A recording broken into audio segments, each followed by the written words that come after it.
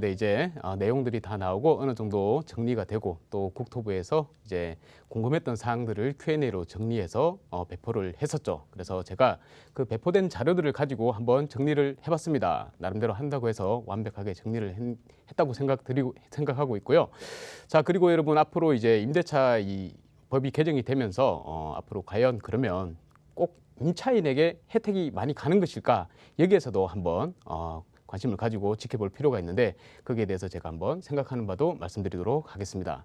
자, 먼저 한번 내용으로 들어가 보도록 하죠. 자, 7월 31일이었죠. 이제 법안이 통과가 되고 이제 즉시 시행이 돼 버렸습니다. 그래서 지금은 기존에는 이제 임대차 3법이라고 해가지고 전월세 상한제 그리고 또 계약 갱신 청구권 또한 전월세 신고제까지 해가지고 세 가지가 있었는데요. 전월세 신고제 같은 경우에는 향후로 좀 미뤄진 상태이고, 자, 앞에 있던 두 개 전월세 상한제와 계약 갱신 청구권이 바로 지금 이제 현재 적용이 된 상태입니다.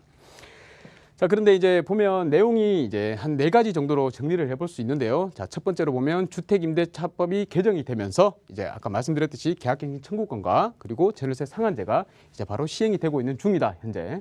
자, 두 번째로 이제 계약갱신 청구는 단 1회가 가능하다. 그래서 2년 플러스 2년 총 4년간의 이제 임차인이 거주할 수 있는 기간을 확보했다라고 볼 수 있겠습니다. 자, 그리고 세 번째로 갱신 시에 임대료 상한선은 그러면 얼마냐? 자, 5% 이내로 제한을 했습니다. 딱 5%까지 올릴 수 있는 상황이고, 그리고 이후 신규 계약 시에는 자, 상한이 적용이 없습니다. 그래서 2+2가 끝나고 그 다음에 신규로 계약할 때는 여러분들이 이제 생각하시듯이 임대인께서는 얼마든지 받을 수 있다. 시장 상황에 맞게 받을 수 있다라는 내용이 들어가 있습니다. 자, 그리고 다섯 번째로 보면 임대인이 이제 네 번째로 보면 임대인이 실제로 거주할 때는 이제 갱신 거절이 자, 가능하다는 것입니다. 그렇지만 만약에 그게 허위로 판명이 된다 그랬을 때는 손해배상을 청구해야 됩니다. 자, 이제 손해배상이라는 내용이 나왔습니다. 나오면 어떻게 되겠습니까? 아무래도 법적으로 이렇게 분쟁이 많이 발생할 수도 있겠다라는 것을 충분히 예상해 볼 수 있겠습니다. 자, 국토부에서 제시한 이제 보도 자료에서 이제 Q&A로 만들어서 제시한 자료들을 보면 한 4가지 정도로 정리가 됩니다. 첫 번째로 갱신 요구권 행사, 그리고 두 번째로 갱신 거절은 그러면 언제 할 수 있는지, 세 번째로 임대료 상한은 한다 그러는데 어떻게 꼭 상한을 해야 되고 어떻게 지켜야 하는지, 또 네 번째로 집주인은 그러면 변경이 됐을 때 어떻게 임차인이 대응을 해야 하는지, 이런 4가지 항목을 가지고 이제 내용이 발표가 됐습니다. 자, 먼저 갱신 요구권 행사 중에 이제 대한 내용인데요. 지금 이게 소급 적용이죠. 자, 그렇습니다. 이제 뭐 소급 적용은 원래 법안을 발의를 할 때 소급 적용까지는 하면 안 되는데 어쨌든 지금 현재 소급이 적용된 상황입니다.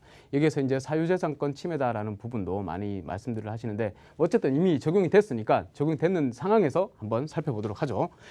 자, 임차인이 계약갱신 요구할 수 있는 기간은 그러면 얼마 동안이냐라고 했을 때, 자, 계약 만료 6개월에서 1개월 사이에 이때 이제 갱신 청구권을 신청을 하시면 됩니다. 자, 즉 계약 기간이 1개월 이상만 남아있다 그러면 이제 언제든지 1회 갱신 요구권을 사용이 가능하고요. 자, 그런데 자, 올해죠. 2020년 12월 10일 이후에 12월 10일이 포함입니다. 그날부터 최초 계약이나 아니면 갱신된 계약부터는 자, 6개월에서 2개월로 변경이 됐습니다. 2개월 이내에 6개월에서 2개월 사이에 이제 갱신 청구권을 행사를 하셔야 됩니다. 자, 임차인에게는 그러면 총 1회의 갱신 요구권만 가능하냐라고 했을 때 딱 한 번만 더 갱신할 수 있습니다. 그래서 2+2 해서 총 4년 동안 임차할 수 있는 기간을 확보를 했다라고 말씀드리겠고, 자, 기존에 그러면 묵시적 갱신이 있었다, 계속 있어 왔다 그러면 이 갱신이 묵시적으로 계속 일어났는데 그런 경우에도 갱신 청구권을 사용할 수 있느냐라고 했을 때 그렇다라고 합니다. 그래서 한 번 더 갱신 요구가 가능하다. 그러니까 기존에 쭉 계속 살아왔다 칩시다, 임차인이. 근데 쭉 살아왔는 이 임차인도 한 번 더 청구가 가능하다는 것입니다.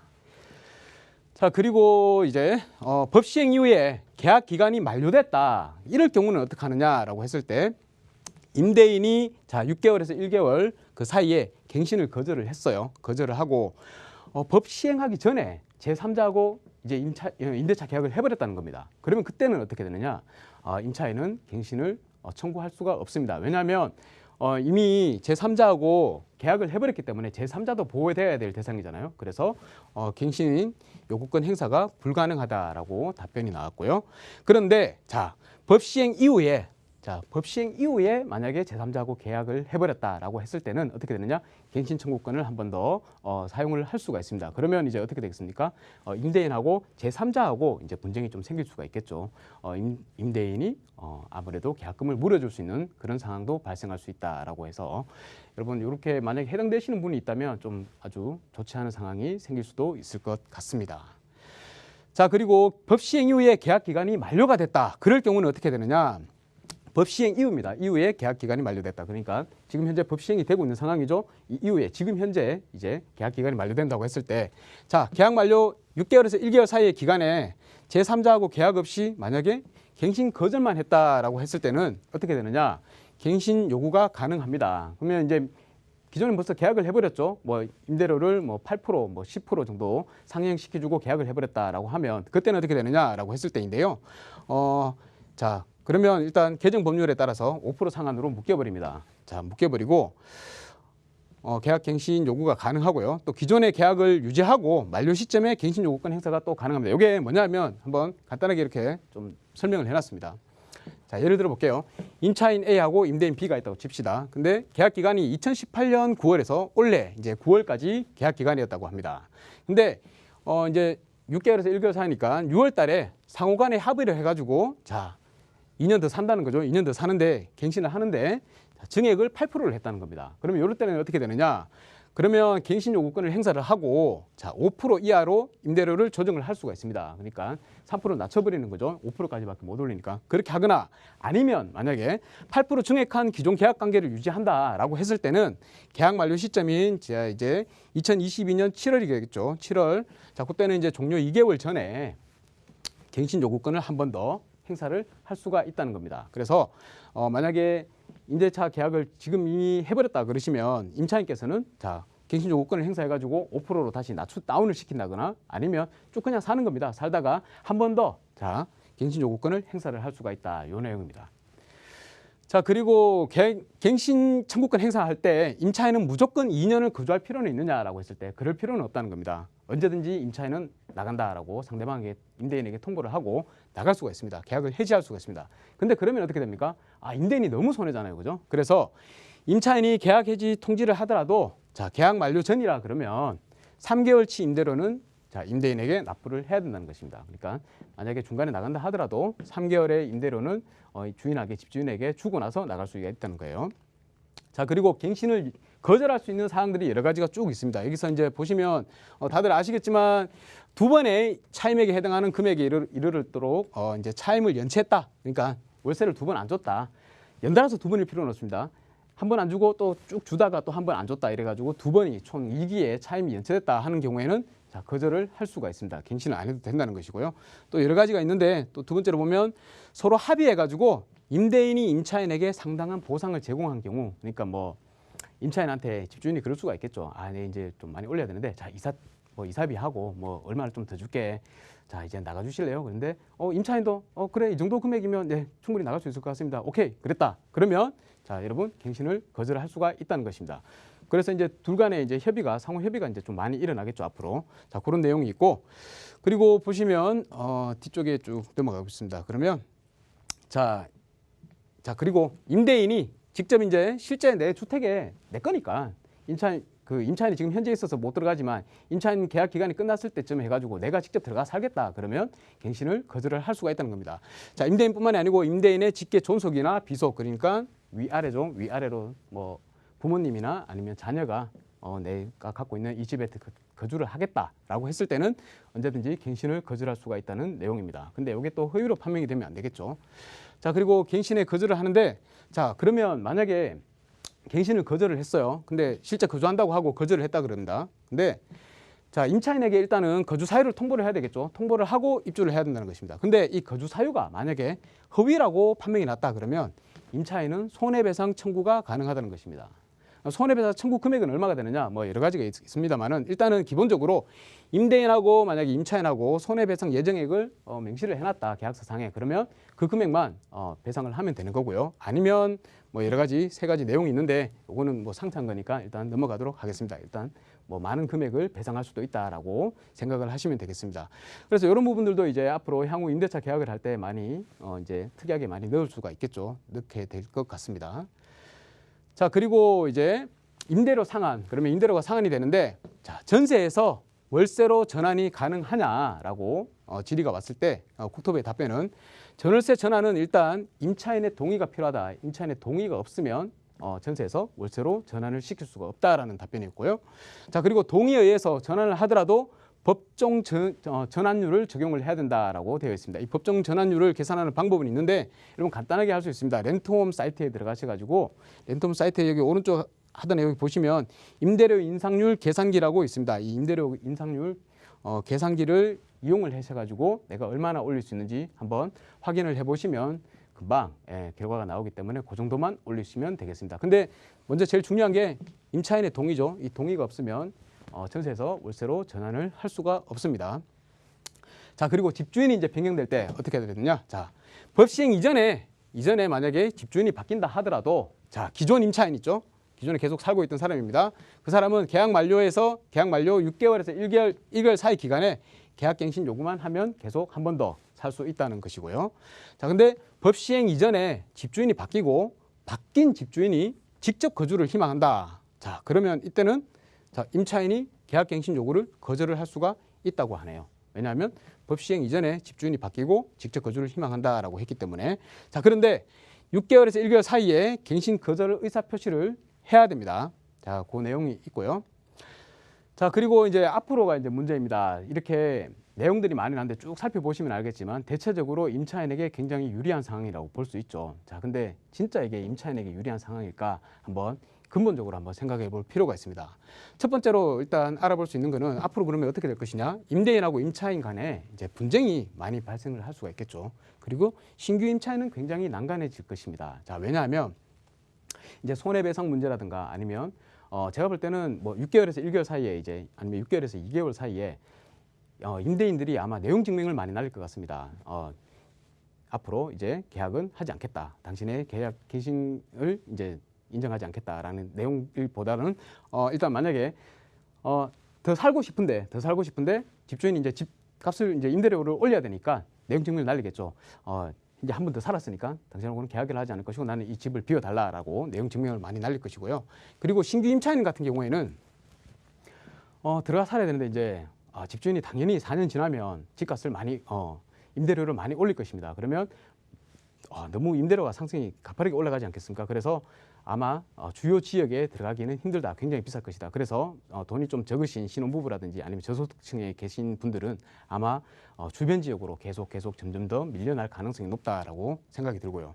또한 자, 우리 알듯이 지금 현재 부동산 가격, 그러니까 주택 가격이 굉장히 많이 올랐지 않습니까? 그 이유가 뭐라고 생각하십니까? 그 이유 중에 가장 큰 이유 중에 하나는 바로 매물이 없다는 것입니다. 매물이 급감했기 때문에 이제 매매가가 상승이 됐다라는 것을 볼 수가 있는데, 자, 그렇게 치면 임대료도 지금 만약에 임대료가 만약에 임대하는 물건들이 급감이 됐다. 지금 현재도 시장에 우리 알아보시면 알겠지만 전세 물량이 거의 없습니다. 거의 없다고 보시면 되는데 그만큼 임대 물량이 급감을 했다는 것이죠. 급감을 했다 그러면 당연히 임대가는 앞으로도 상승을 할 것이다. 그래서 임차인에게 좋을 것이 하나도 없을 내용이다라고 볼 수가 있겠고요. 그리고 임대 물량이 이렇게 급감을 하게 되면 당연히 신규로 전세 계약하는 전세가는 굉장히 호가가 올라갈 것입니다. 그죠? 올라갈 것이고, 자, 또한 살펴봐야 될 게 우리 임차인들께서는 4년이 확보됐다 해서 이 4년을 전체 다 쓸 수 있는 게 아닙니다. 아마 전세가가 더 올라가는 것은 4년 뒤가 아니고 그보다 더 빠를 것이라는 거죠. 왜냐하면 일단 살펴보았듯이 지금 만약에 2018년도에 계약을 하셔가지고 2020년 현재까지 지금 살고 계시는 분이 있다고 칩시다. 그러면 갱신 요구권을 한번 쓰겠죠. 그러면 2022년에 끝난다는 것입니다. 2022년 이때가 돼서 갱신이 이제 또 나가야 되는 상황이 되잖아요. 그러면 그때부터 2년 뒤면 벌써 전세가 폭등이 일어날 수가 있다는 거죠. 거기다가 2년 뒤도 아니라는 거죠. 자, 우리 집주인이 통보를 하거나 아니면 그 임차인이 이제 만약에 갱신 청구권을 행사를 한다 이랬을 때 기간이 어떻게 되죠? 6개월에서 2개월 아닙니까? 그러면 2년이 아니고 1년 6개월 만에 1년 6개월 이후가 되면 그때부터 벌써 집을 알아보러 다녀야 되고 또 집주인은 임대료를 올릴 준비를 한다는 것입니다. 그래서 총 4년 뒤가 아니고 앞으로 벌써 1년 6개월 정도 지나게 되면 그때부터 먼저 전세가가 계속 오르기 시작할 것이다. 그래서 4년 뒤면 또 더 오를 것이고 또 시간이 지나면 또 계속 더 올라갈 그럴 구조로 만들어져 있다는 것입니다. 이번 임대차 보호법이 개정안이. 자, 그리고 갱신 후에 추가 2년 이내에 다른 곳으로 신규 전세를 찾을 수도 있다. 이게 방금 말씀드렸던 내용인데 갱신을 했단 말이에요. 근데 2년 이내에 2년까지 기다리는 것도 아니고 1년 6개월이 지나가지고 그때부터 이제 마음이 급하지 않습니까? 내가 2년을 다 채워가지고 그때 집을 못 구하면 어떡합니까? 그죠? 그래서 그 6개월 전에 이미 임차인들도 집을 알아봐야 된다는 거죠. 그래서 아마 이 전세가 폭등이 굉장히 좀 빨리 일어날 것 같다라고 충분히 예상이 됩니다. 거기다가 이제 2018년에 신규로 입주했던 그런 대장 아파트들이 대단지 아파트들이 굉장히 많습니다. 서울시에도. 그런 대단지 아파트를 중심으로 인해서 전세가가 먼저 상승을 리드를 할 것이고요. 그래서 매매가도 상승이 될 것이고 전체적으로 부동산 가격이 전세가뿐만이 아니고 매매가까지 상승하게 되는 그런 영향을 미칠 것 같다라는 게 제 생각입니다. 자, 거기다가 우리 임대차, 임대료 상한 규제 같은 경우에는 지금 선진국에서도 대부분 다 시행을 취소를 했습니다. 폐지를 시켜버리는 법안이에요. 왜냐하면 우리 뭐 경제학자들께서도 많이 말씀들을 하시지만 임대료를 규제를 한다는 것은 그 임대 뭐라 그럽니까? 임대 수요, 임대 공급을 줄일 뿐만 아니라 임대 수요만 늘어나고 임대 공급이 줄어든다는 것입니다. 그렇게 되면 어떻게 되겠습니까? 자, 공급이 줄어들고 수요는 늘 많다 그러면 당연히 가격은 올라가게 될 것이고요. 임대가가 상승을 하게 될 것이고 거기다가 내가 받을 수 있는 임대료 상한이 법으로 정해져 있기 때문에 임대료를 많이 올릴 수 없다는 것이죠. 올릴 수 없다면 내가 유지보수에 들어가는 비용도 집주인들은 많이 투자를 하지 않는다는 것입니다. 그렇게 되면 어떻게 되겠습니까? 당연히 그 지금 현재 있는 집의 상태도 더 노후화되고 안 좋아지겠죠. 투자를 하지 않고 계속 그대로 둬버리니까. 그래서 점점 슬럼화되고 또한 임대로 들어올 수 있는 그런 지역에 사람들이 새로 신규로 임대를 구하려고 임차인들이 그 전세를 구하려고 막 들어오려고 하더라도 그 지역의 가격이 자꾸 이제 시간이 지나면서 올라가 버리기 때문에 좀 더 싼 쪽으로 외곽으로 이동할 수밖에 없다는 것입니다. 그래서 신규로 이제 우리가 임차인 전세를 구한다거나 월세를 구하는 임차인들께서도 하등 좋아질 이유가 없다는 것입니다. 그래서 선진국에서도 이러한 폐해를 알고 있기 때문에 이러한 법안들을 다 폐지를 했다는 것입니다. 실제로 우리 보면 영국 같은 경우에는 1차 대전 이후에 임대료 상한 규제를 했다가 한 1988년쯤일 겁니다. 그때 당시에 이제 임대료 상한제를 폐지를 해버렸어요. 그리고 나서 한 몇 년 지나가지고 글래스고 대학이라고, 우리 글래스고 대학이라면 아담 스미스가 또 경제학의 아버지가 나오는 그런 대학 아닙니까? 그 유명한 대학에서 조사를 해보니까 결과로 내는 게 임대료 상한제는 안 하는 것이 더 낫다. 임대료 상한제가 차라리 폐지가 되고 나니까 오히려 임대 환경도 좋아지고 임대료도 많이 상승이 되지 않더라. 그래서 차라리 시장의 상황에 그 시장에다가 맡기는 것이 낫다라는 결론을 낸 바도 있습니다. 그래서 미국에서도 지금 점점 26개 주 같은 경우에는 임대료 상한제를 아예 하지 못하도록 금지를 하고 있습니다. 그런 실정인데 우리는 오히려 거꾸로 역행을 해버렸다는 것이죠.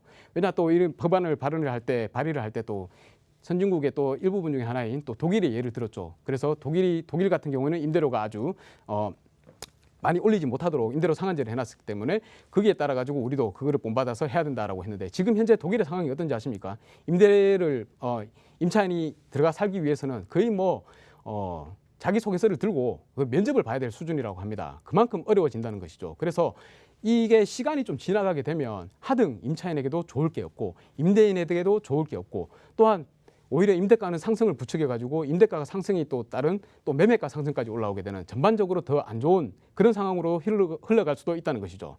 그래서 우리가 한번 이 임대차 3법이 통과됐다고 해서 임차인에 해당하는 분들도 뭐 좋아할 거는 아니고 한번 깊게 곰곰이 생각을 해보셔야 한다는 것입니다. 그렇게 앞으로 더 상황이 어떻게 될지는 물론 변화는 지켜봐야 알겠지만 저는 이렇게 예상하고 있다고 말씀드리면서 마치고 다음에는 지역 물건으로 소개를 한번 드리도록 하겠습니다.